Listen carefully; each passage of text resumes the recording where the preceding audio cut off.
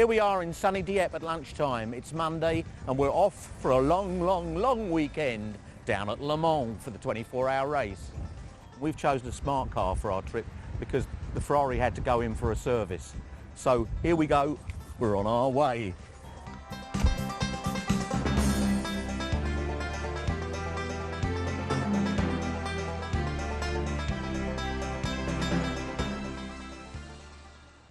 Well, I've come all the way from Canada for this trip to France to go to Le Mans. Canada's up there, where that little bit of foliage is up there. And we've come all the way round here. And now we're in France, which I'm reliably informed is that box there. Well, I've been hooked on motor racing since I was a schoolboy. And a lot of people said it's just a lot of cars going round in circles. But to me, it's so much more than that. The romance, the names, the foreign-sounding names and the faraway places. And on our way to Le Mans, the places with a fantastic history, Arnage and Mulsanne, Unaudière, Turte Rouge, and of course the Dunlop Bridge.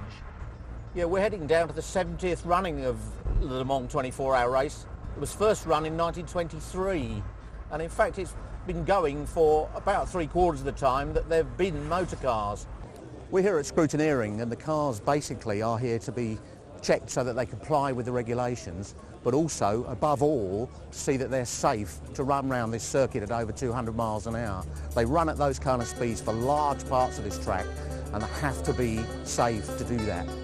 This is the MG team out of Great Britain. You can see all their sponsors all over the car, and of course a fantastic effort going into preparing these cars and in an attempt to win this great race. MG are running in the 675 class, which is really the second division of the racing at Le Mans, and perhaps not really contenders for outright victory. In fact, if they get to the finish, they'll be pretty happy with that. Johnny Kane's with us from the MG team. Johnny, you're going to be driving the MG in the 24 hours. I know you had a bit of a disappointment last year because you never got to drive the car, did you? That's right. I mean, unfortunately, we had a lot of problems last year, as everyone knew. And I was third in the car, and unfortunately it broke down before I got to drive it. But I enjoyed the week. It's an amazing experience, and looking forward to this year. We're in much better shape than last time. Hi, I'm Sam Hancock. Welcome to Le Mans. Yeah, here's the Ferrari of Sam Hancock, which will be running in the GT class. They're beautifully prepared cars, these Italian cars, with the colours of Italy on them, with the red, white and green colours. A little bit of blue in there. Don't know how that got in there. What about flat chat on Mulsanne in the middle of the night? Can't wait. It's just going to be stunning, isn't it? I mean, I've not done it before, and I hear wonderful stories about it left, right and centre. Everyone has a tale to tell from Le Mans. Normally they involve the middle of the night, your dashboard lights glowing, you're going flat out. It's just fantastic. Hi, I'm Gary Schulteis. I'll be driving in the 71 JMB Ferrari 360 Modena. First time here, very excited. Crowd looks great, car looks ready. We should have a good time. These are the Paynos cars out of the United States. They've got the Spirit of America on the bonnet look. Front engine cars, most unusual. The cars of Don Paynos out of Brazelton, Georgia. Don Paynos, the man who's going to put the smart car on the streets of Atlanta. I am Milka Duna. It's the second year here in Le Mans. I am very happy to stay against here, and we hope to have a very good result this time. I am very excited because this is a dream. Driving Le Mans is the wonderful spectacle. It's the most important race in the world for me. It's great to stay here. It's like dreaming when you are in Le Mans. And here's the Bentley heading into Scrutineering. What a wonderful piece of machinery this looks. This is the car, of course, the lead driver, Andy Wallace, Butch Leitzinger out of the United States, and the Belgian Eric van der Poel. Look at that thing. This is what we came to see. Andy, we last met in Macau in 1986 when you won the Macau Grand Prix.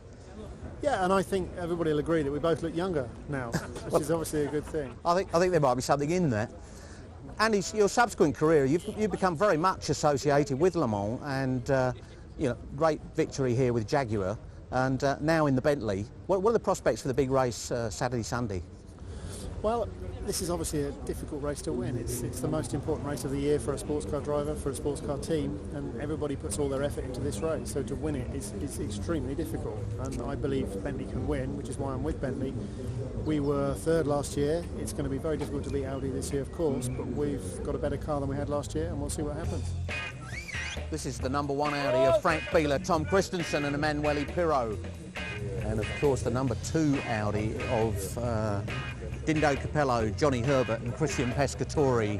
Johnny Herbert, of course, a former winner of the British Grand Prix and a driver in Formula One racing for many years, and now finding his fortune in the United States, driving in the American Le Mans series. And the number 3 Audi has arrived, and Michael Krum from Germany, Philipp Peter from Austria and Marco Werner. These are the top guns of sports car racing. I'm talking to Joe Hausner, who's an engineer with the Audi Sport team. Joe, there's been fantastic success here for the Yoast team over the years. What's the secret of your continuous success? It's just continuous work, doing always the work in details, just going for it, looking for everything, just being sure that all details work together and just do the best, team-wise, technically-wise, everything.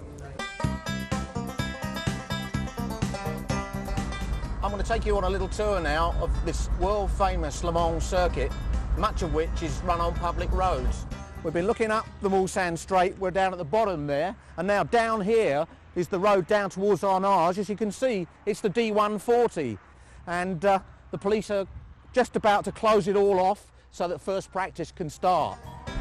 Well, we're in the back roads near Arnage, the famous little village near the Le Mans circuit. In fact, so famous they named a car after it.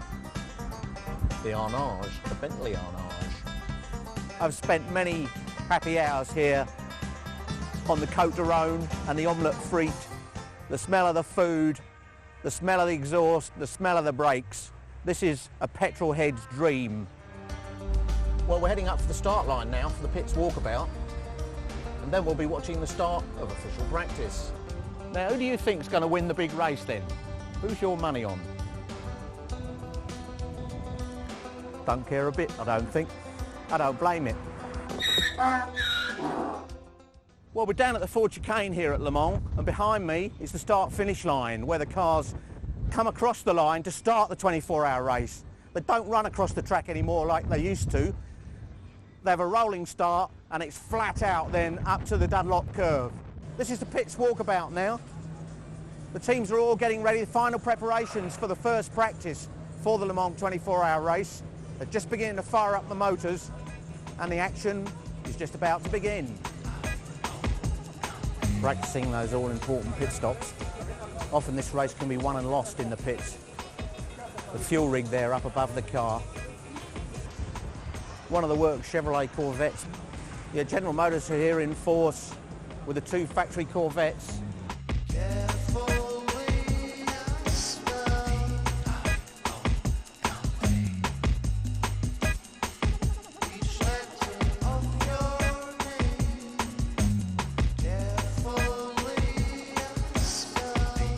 Luc Besson is making a film this year about Le Mans, and there are 2 cars running in the race which are camera cars, 2 extra cars if you like, that are running around to take the film for that. This car is racing because they can sell each individual panel of advertising on the car. So this is like a poor boys team, and they're doing everything they can to raise funds to run this car. The Dome Judd for Team Holland. Morgan are back at Le Mans after many years' absence, and it's great to see them back. The car looks like something of an antique, but when it gets out on the track, it'll show you something different. We're just waiting now for the qualifying to start. Well, the serious business of qualifying is underway here at Le Mans on the Wednesday night. Some of the cars now going for really hot laps. Bit of concern, I guess, amongst the team managers. Will it start to rain later on? So they want to get that quick banking lap in as soon as they possibly can, so they know the car's qualified and made the race. And here's the Bentley going through the Porsche curves. Car number 8, the lead driver Andy Wallace, Butch Leitzinger and Eric van der Poel from Belgium. Oh, and here's the Morgan running rather slowly here at the Porsche curves. What a wonderful sight it makes. But there's an awful lot of prestige and PR buzz for the big manufacturers to be on the front pages of the newspapers here in France and around the world on Friday morning. Well, you can't come to France without seeing the sights, and this is a fantastic part of the world. Just look at it. Well, we're in Gassé to see the classic cars this morning. I first blundered into this place many years ago, and there they were in the town square. The vintage Bentleys, the Aston Martins, the Austin Healeys, you name it. Ford GT40 even, on the road. Amazing. Yeah, this is a pre-war Alfa Romeo. This is the sort of thing you come to Gassé to see. I guess this is a Mussolini era car, probably a CAD's car in its day, but look at it, isn't it absolutely magnificent? Well, this is a bit of a morning ritual for me. Nice cup of coffee, read the West France, find out what was happening at final practice at Le Mans last night. Audi all the way by the looks of it, Ronaldo Capello on the pole position, although I think they may have gone to press before final practice ended, so we'll get the full story when we get down to Le Mans. Chevrolet are celebrating the 50th anniversary of the Corvette, which first came out in 1953. That makes it 49 years as far as I know, but anyway, who's counting? Yeah, this is a Ferrari 355 F1 Berlinetta. In fact, Ferrari are back at Le Mans in force this year. They weren't there for many years, but now they're back. It'll be interesting to see how they go in the race come Sunday afternoon. This is a sort of six-banger for hairdressers, isn't it?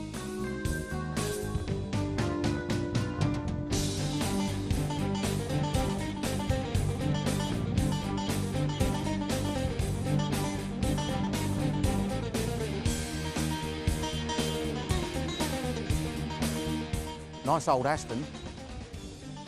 Well, this is the new face of Aston Martin since Ford took over.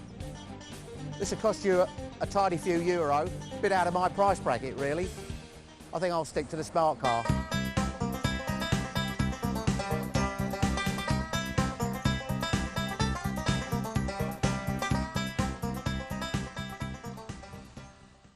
We've got the D-Type Jaguar in hot pursuit. I can see him in my rear view mirror. Beautiful machine from the 50s.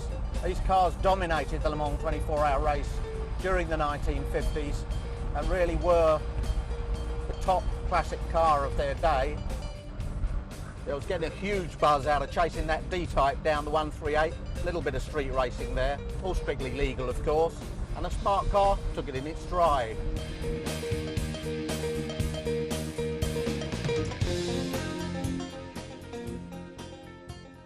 Well, the classic cars are all assembling in the middle of Le Mans now.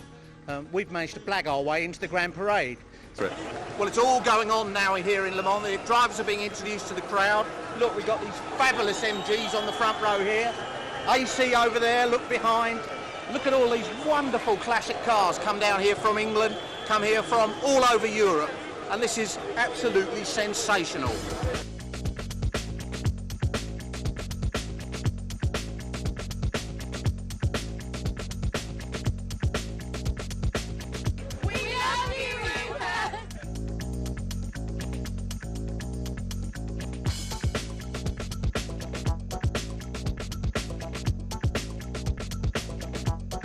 There are 100,000 people here at the Grand Parade and the carnival atmosphere is building up. This is the big launch before the race this weekend and we're setting off very shortly in this lovely red MGB.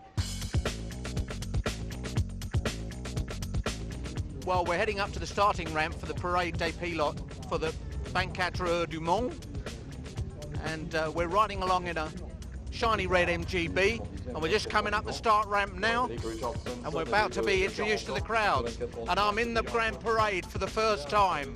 What a fantastic feeling. This is Kathy Brines. This is your second time in the Grand Parade, so you know what you're doing. It's a first for me. But what about this event? This is something else, isn't it? Oh, it's pretty good, yeah. All the crowds, it's great stuff. You know, it's just a real buzz to be here and everybody's waving and, you know, saying hello. And normally there's some children come up and ask you for your autograph, so it makes you feel really good.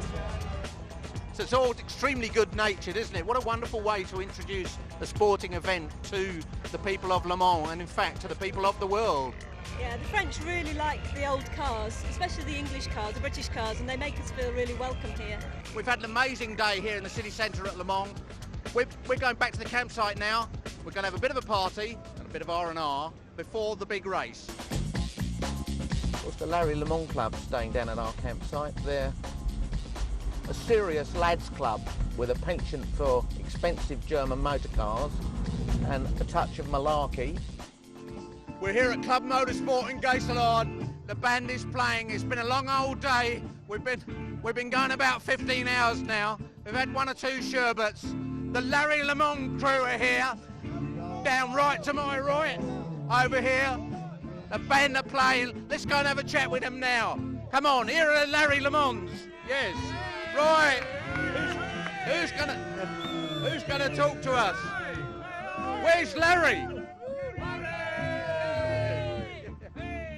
Are you the guy with the Audi TT? No, that's my sister. That's your sister, is it? My sister. Okay. Now, you've been on the Gumball Rally in the Audi TT. No, my sister has been on the Gumball Rally in the TT. So how come you didn't get to go? You big girl's blouse. Because my wife said I couldn't. Is that the God's honest truth? Yeah, it is the truth. And she's also my daughter. Are you some kind of a sissy? Well, what can I say? I can't get a single piece of sense out of these people. I'm going to go and get a bit of R&R before I get too weary, because we got 24 hours of racing to do tomorrow. We're in the Bardet Sport here in Arnage, where the car nuts come to see and be seen. We're on the strip and the cars go up and down here. You can sit and watch them going by. This is a very rare car, a Fraser Nash BMW, somewhat rather moth-eaten and lacking in paint, but nevertheless very interesting to an old car nut like me. I'm leaving the sights of Arnage behind me now to join the traffic jams on the way to the circuit for the start of the race at 4 o'clock. Well, you're getting the authentic Le Mans experience now. The choppers are hovering overhead and nobody can see a damn thing because you can see the crowds are just so thick you can't get anywhere near the front. Well, the race is underway in the 24 hours now. Fantastic sight across the start-finish line here. Crowd going berserk. The race is underway, 4 o'clock. 24 hours of racing ahead of us. You can see opposite us here, people way up above the pit garages opposite. And the cars are out on the first lap now. Audi 1-2. Abila in the lead and Johnny Herbert running in second. Jan Lammers in the dome third. We're on our way to Turk Rouge at the top of the Mulsanne Straight, and we're going to have a look at the cars turning the corner onto Mulsanne.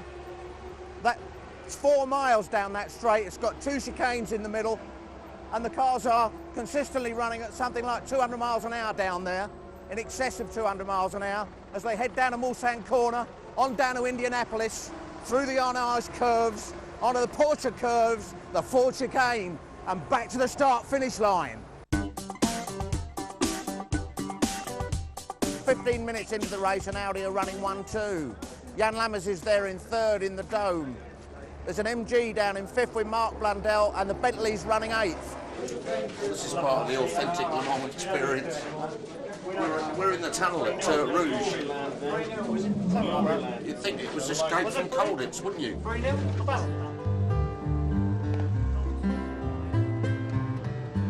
Well, if all you've ever been to is a 10-lap sprint race at Brands Hatch, this is somewhat rather different.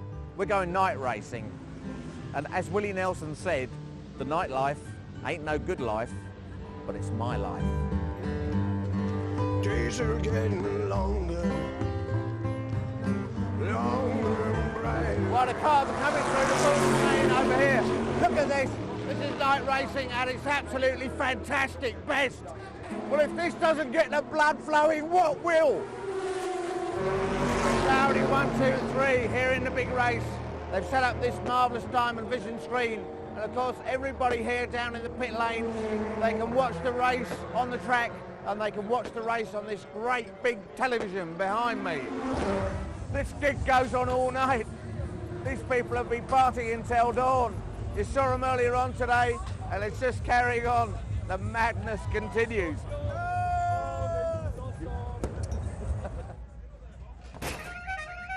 I wish I had shares in a hand hospital. This night racing's a rare sight in Europe, and this track is the place to see it. These cars are often quicker during the night. They go around the circuit faster. There's plenty of lighting around the circuit, and the air's a little bit cooler, a little bit denser, and the cars make more horsepower. So you often see the fastest racing in this race during the night hours. As you can see, it's all still going on here. The crowds are all still staying up. Many of them will be here until the sun comes up. But I've had a very long day, and it's time I went and got some shut-eye. The Audi predictably are dominating. We're running 1, 2, 3. The Bentley's running in 4th place with about 6 hours to go. The 2 MGs have already fallen out of the race. Bad luck for them. We lost the Ascari, which is a British entered car, in a crash. The Morgan's limping and may not make the finish. We're stuck in traffic near the Arnage curves, and we're heading for Mulsanne Corner to have a look at the race in its closing stages. There's better than 20 hours of the race gone now, so there's another all but 4 hours to go. Everybody tends to drive around the track and have a look, go to different parts of the circuit. We're right up next to the track now, coming into the Arnage curves, and we're going to thread our way through the traffic to Mulsanne Corner. Many cars, bikes, pedestrians in these little back lanes trying to find that sweet spot to watch the race from. It's become really a race of stamina now, not just for the race car drivers but also for the spectators. It's been a long night sleeping under the stars, and it's a great life if you don't weaken. Great shots here of the cars bursting out of the forest at the end of Mulsanne. Here's the Bentley built up there in Norfolk in the UK, the car of Wallet, Leitzinger and Van der Poel.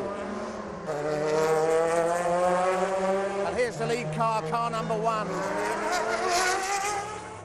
Chevrolet Corvette celebrating their 50th anniversary, car number 63. A Celine and a Viper duking it out. We're going to head up to the start-finish line now, see the Audis come in. I guess they'll be there. 1, 2, 3. It's 4 o'clock here at Le Mans. It's all over. They're just waiting for the cars to come round on the last lap. It's a done deal. Here they come. Crowds go berserk. Here we go. Well, a historic hat-trick for Audi here at Le Mans. And a crowd going berserk. Oh, yes. The helicopters are flying. Well, if ever there was a foregone conclusion, this is it. Audi 1, 2, 3 at Le Mans. An absolutely dominant performance. Nobody really else was ever in it. The German cars from Ingolstadt have done the business. Emmanuel Pirot, Tom Christensen and Frank Bieler. Absolutely the hat-trick in the bag. Well, we're just waiting for the drivers to come onto the podium here. As you can see, a solid phalanx, 3 flags from Germany. Case of Deutschland über alles. What do you reckon of your first Le Mans? Well, we came all the way to see the Corvettes, and they sure didn't disappoint. It was a great day for the vets. No sleep last night. Haven't showered in 2 days. Yep, I'm ready. That really is the authentic Le Mans experience. And the winners, Emmanuel Pirot. And the very popular winner, Tom Christensen from Denmark.